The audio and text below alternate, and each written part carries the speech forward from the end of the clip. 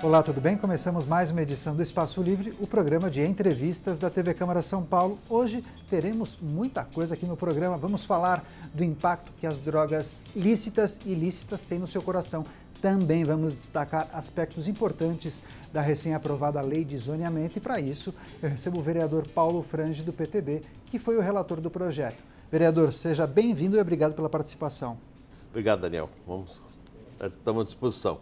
Ótimo. Olha só, vereador, com mais de 2 meses aí da sanção da Lei de Zoneamento pelo prefeito Haddad, a gente percebe que existem algumas dúvidas da população e por isso que a gente chamou mais uma vez o senhor aqui ao programa. Mas antes de entrarmos nessas questões que não foram tão debatidas e tão divulgadas pelos veículos de imprensa, gostaria que o senhor recapitulasse como foi o processo de elaboração do projeto de lei e no que essa lei impacta a vida do cidadão. Bom, o projeto de lei foi tratado pelo Executivo por um período de mais de 9 meses, com uma ampla participação da sociedade, junto às subprefeituras, por técnicos, encaminhado para a Câmara em junho do ano passado. Ele aqui tramitou por mais 9 meses, portanto foram 18 meses em que, somados o Executivo e o Legislativo, nós tivemos a participação de 16 mil pessoas com 13 mil contribuições. Aqui na Câmara foram 8 mil pessoas com 5 mil contribuições. É certo afirmar que nunca houve um projeto desse tamanho aqui na Câmara Municipal? Nenhum projeto participativo até hoje teve esse número de pessoas e o que surpreendeu foi a qualidade da participação. A participação com uma contribuição muito grande, preparada, técnica, bem elaborada, inclusive incorporada na lei. A lei saiu daqui completamente transformada pela sociedade. É impressionante o número de contribuições que foram agregadas ao texto da lei e também nos mapas dos quadros de zoneamento de São Paulo. E como se deu essa participação da população? A participação foi através do hot site, a Câmara manteve aberto um canal direto conosco, as pessoas entravam pela internet, recebiam um protocolo com um número, era possível acompanhar o trabalho de cada um, de onde veio e acompanhar como localizar cada rua, cada problema que surgiu, nas audiências públicas protocolando ou diretamente aqui na sala da Secretaria das Comissões. Portanto, foi uma participação que teve aí uma expressão que a gente não tinha tido a oportunidade, a menos que a gente possa comparar com o Plano Diretor Estratégico, que foi, na verdade, o grande movimento que a cidade teve e que teve mais ou menos a mesma característica. Portanto, nesse período que foi o Plano Diretor Estratégico, chegou aqui em 2013, aprovado em 2014, a lei que chegou aqui em 2015, aprovada em 2016, nesses intervalos de 13 para 16, nós tivemos uma movimentação popular na Câmara que nós nunca tivemos precedente.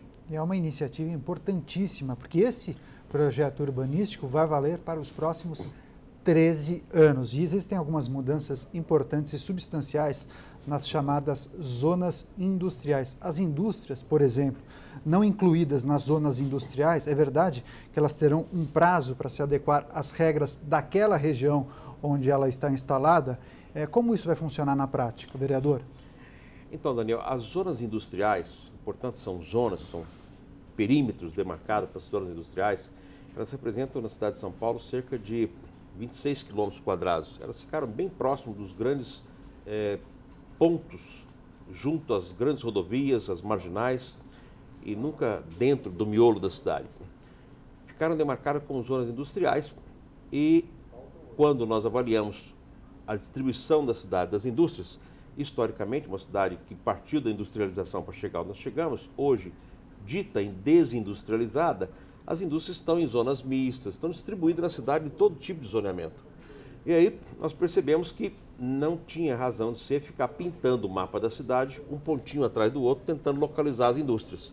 Então, o que está na zona industrial ficou demarcado e aquilo que está fora da zona industrial, nós permitimos que continue lá, desde que atendendo exatamente a incomodidade, atendendo a lei, a legislação ambiental, atendendo o CETESB, todos os órgãos ambientais e atendendo também ao CET, Companhia de Tráfego.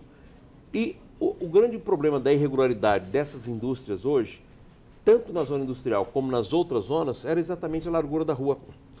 A lei anterior, de 2004, falava, e a de hoje também diz, que a indústria tem que estar numa rua que tenha no mínimo 12 metros de largura.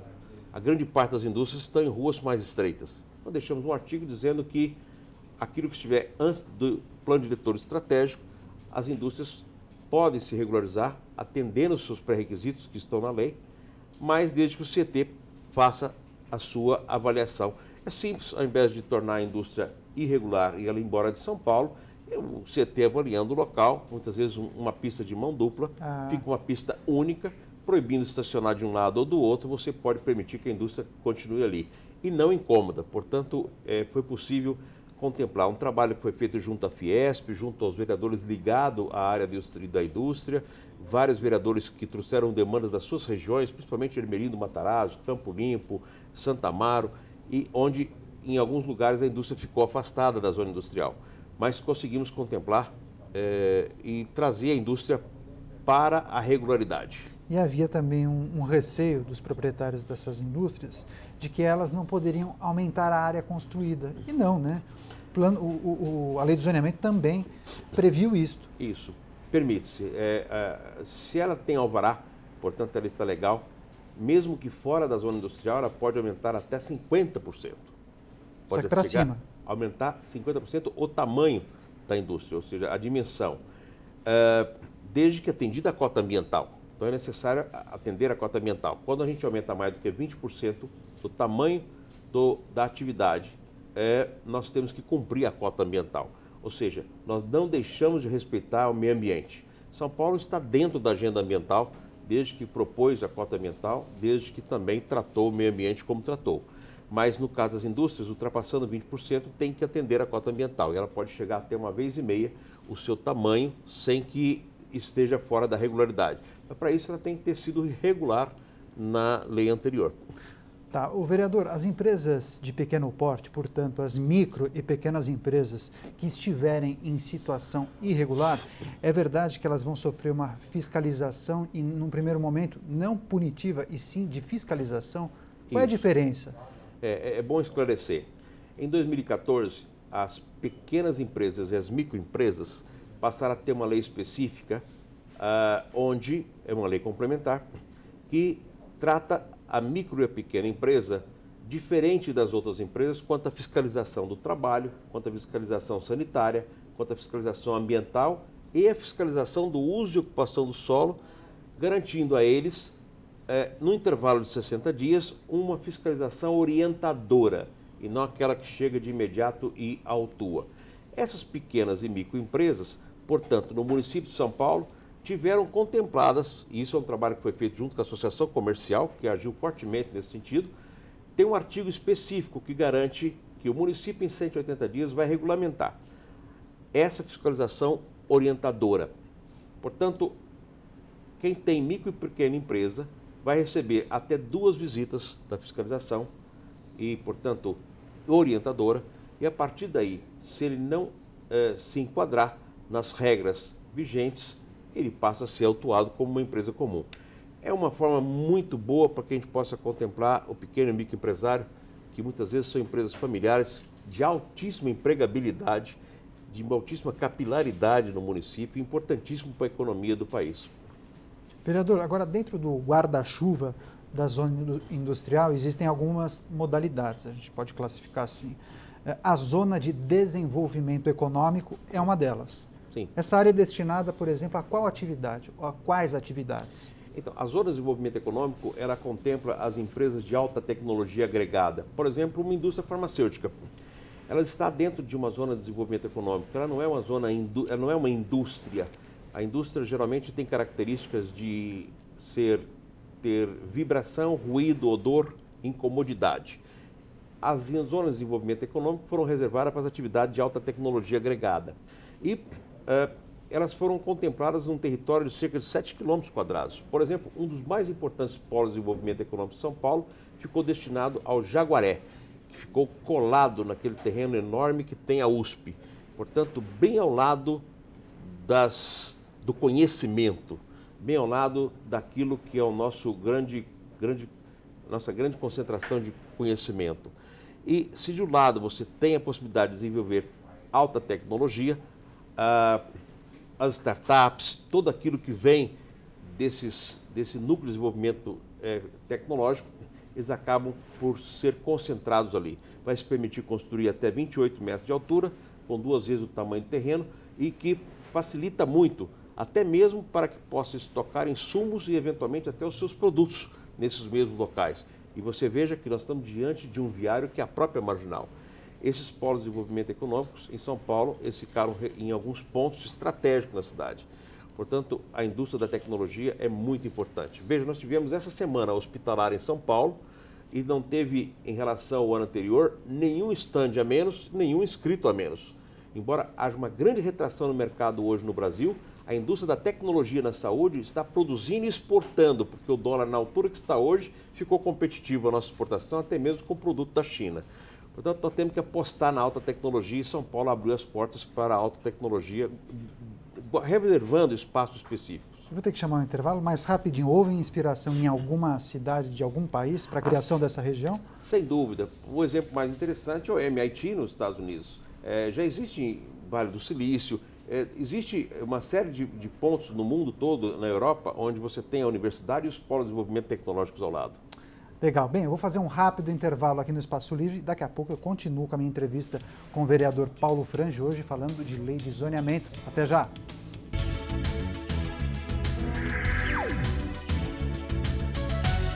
Estamos de volta com o Espaço Livre e hoje recebendo o vereador Paulo Frange do PTB. O assunto é a recém-sancionada Lei de Zoneamento, que é o conjunto de regras que diz o que pode ser construído e funcionar em cada rua de São Paulo. Vereador, muitas pessoas disseram que o projeto cedeu aos interesses das empresas do setor de construção civil. Como lidar com objetivos tão distintos, pensando que essa lei vai valer por 13 anos? É verdade. Na verdade, sempre existe essa impressão de que a lei de zoneamento atende o interesse da construção civil. Primeiro, não há nada de maior empregabilidade na cidade de São Paulo do que a construção civil. Nós não podemos também tratar... Você pode descartar, né? Não podemos descartar a importância do segmento, mas não que atendeu. O que nós temos, na verdade, é que foi tratado de tal forma que pudéssemos atender um grande momento que o país viveu. Quando o plano diretor chegou na cidade de São Paulo, nós tínhamos um PIB de 2,4% positivo. Quando nós aprovamos o plano diretor, nós tínhamos um PIB de 0,4%. Quando nós aprovamos a lei de zoneamento... uma retração. Quando nós aprovamos a lei de zoneamento, nós aprovamos a lei de zoneamento com um PIB de 3,5% negativo. Ou seja, com a economia de cabeça para baixo, nós tivemos que encontrar na lei de zoneamento toda a ferramenta capaz de transformar em desenvolvimento econômico as nossas mudanças de parâmetros. Por exemplo, nós permitimos, por até 3 anos improrrogáveis, se construir mais do que uma vaga de garagem nos eixos, coisa que o plano diretor diz que tem que ter uma única vaga de garagem não computável nos eixos, que são as construções mais procuradas do mercado. Esse foi um dos pontos mais polêmicos, inclusive. É o ponto polêmico e foi onde o pessoal imaginou que a gente estivesse atendendo o segmento. Nós temos apenas 6% do território de São Paulo em eixo e, portanto, com a economia numa retração tão grande, se a gente permitir que faça até mais uma vaga, não vai mudar nada da estrutura do plano e, por ser 3 anos improrrogáveis, nós, nesse período de crise tão profunda, nós podemos permitir que a indústria continue produzindo alguma coisa, porque quanto mais nós temos desemprego nessa área, mais nós vamos com certeza aumentar a violência na cidade.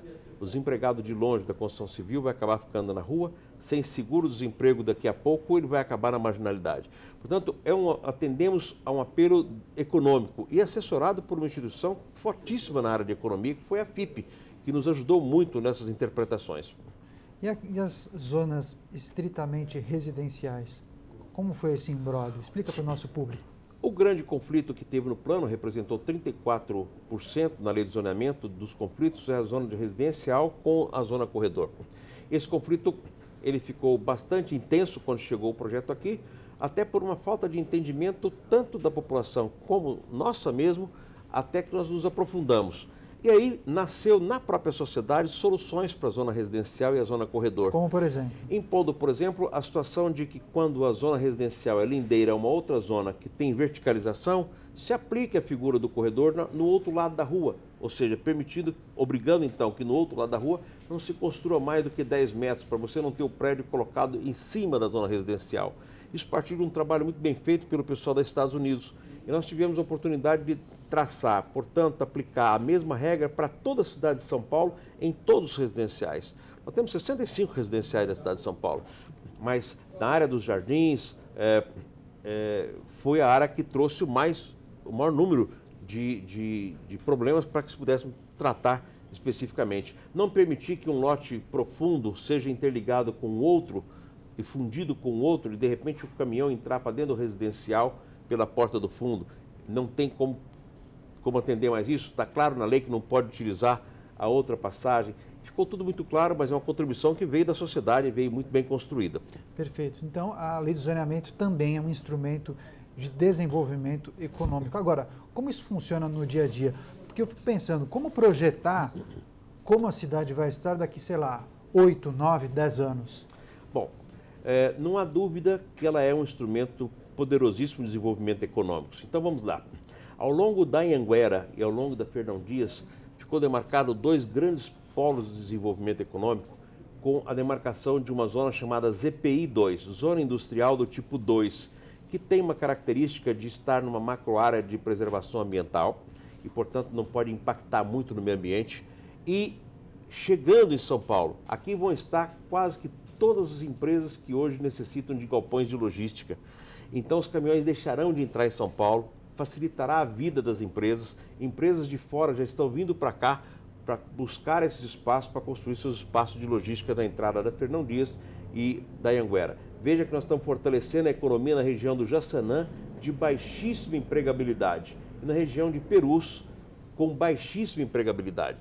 Duas subprefeituras onde o percentual de emprego está muito abaixo da média da Zona Norte.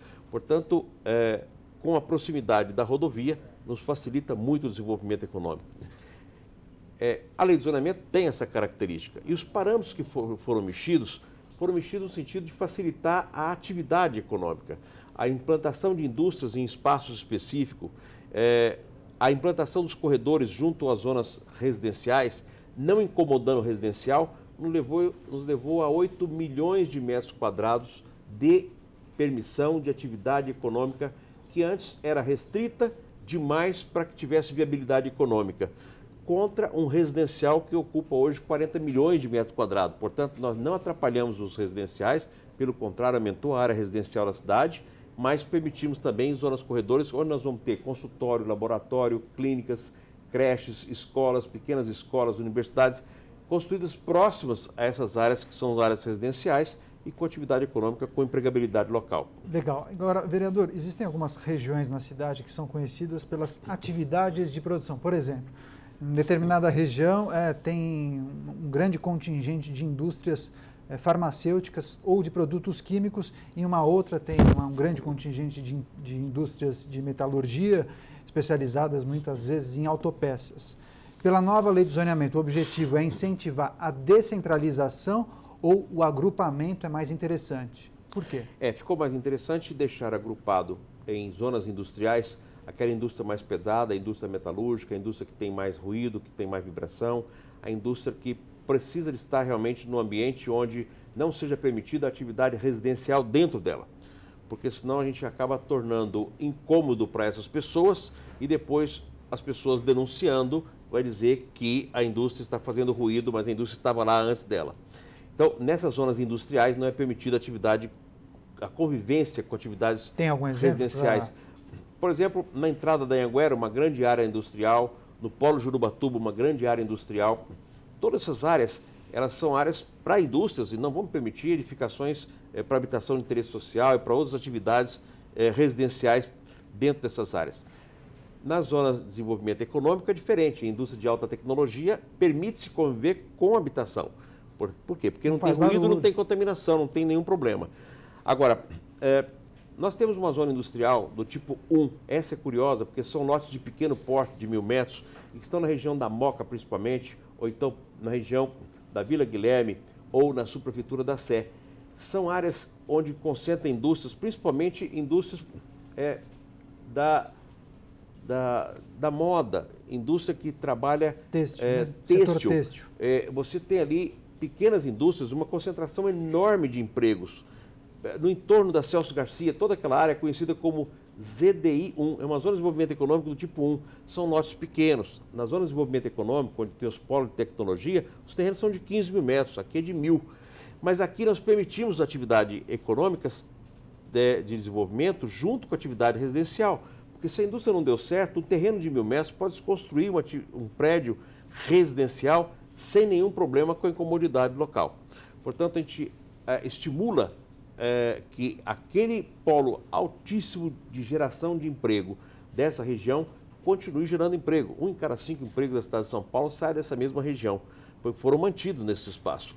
O senhor falou de barulho, de caminhões, de produtos químicos. Pouca gente sabe, mas a lei do PSIL também é regida pela lei de zoneamento, na verdade. E houve uma alteração importante na lei do silêncio, né?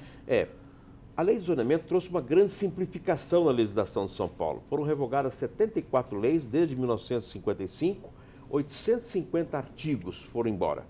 Inclusive a lei do PSIL foi revogada. E para dentro da lei de zoneamento nós colocamos as regras do PSIL. A grande mudança foi principalmente na multa. A multa que tinha anteriormente era de R$46 mil.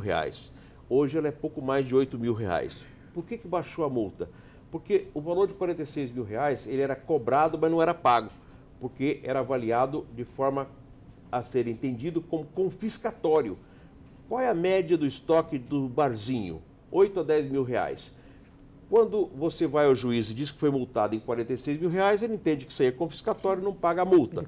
Aqui o Sindicato dos Bares, Restaurantes e Hotéis já orienta o próprio proprietário a buscar tudo isso. Portanto, a gente fazia de conta que multava, fazia de conta que recebia e o barzinho continuava fazendo barulho. Hoje não. Aplica uma multa de R$8 mil, ele é obrigado a cumprir em 30 dias as regras de incomodidade. Não cumpriu, na segunda vez ele é fechado. Portanto, agora é pedagógico, ele paga, mas se ele continuar incomodando, ele fecha. Importante essa entrevista. Bem, vereador, a lei foi sancionada, mas esse não é um processo rápido. Quando a cidade pode começar a colher os primeiros frutos? Bom, vamos contar então o que já colheu rapidamente. Primeiro que, tão logo foi sancionado, o governador Geraldo Alckmin sancionou, já publicou uma parceria público-privada que era o nosso sonho, foi colocado e pouco discutido aqui na casa. A permissão de se construir 4 vezes vertical sobre os terminais de metrô, trem e terminais de ônibus. A nossa esperança é que saísse esse tipo de situação para que pudesse ficar parecido, por exemplo, com Tóquio, com Singapura, com Nova York, onde os espaços de metrô são ocupados verticalmente e não hoje com a escuridão que nós temos sobre essas áreas de terminais tão ricas de transporte. 7.200 habitações serão construídas sob extração Bresser, Brás e Moca.